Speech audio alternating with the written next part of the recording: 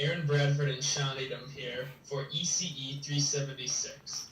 Today we're going to be going over our term project in which we had to design an embedded system to show off our knowledge of the ECE 376 material. The project had to include at least 2 interrupts, at least 1 binary input or output, at least 1 analog input or output, and the analog signal had to be calibrated.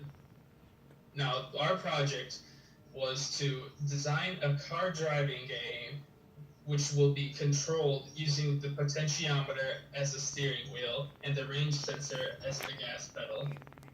A PIC board will be designed to send an analog signal of 0 to 5 volts and a distance reading from a PIC sensor across a serial port connection. The data will be received using C# script with the game using the Unity engine. Alright, and in this case we can see that the potentiometer is indeed going from 0 to 5 volts. In the top right you can see the voltage, in the top left is the raw A to D values. And here we have the range sensor, which in the bottom right you can see the actual distance in centimeters, while the bottom left is a massively changing value in 3000. It's basically the raw value that you're getting back from that. And as you can see, I currently have it still set up in HyperTerminal, and it's constantly sending these 2 data points to over the SCI serial port connection.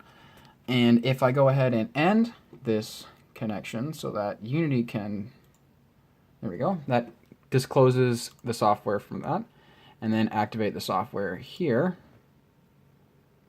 we can see that I am indeed still receiving the potentiometer values as for steering, left and right.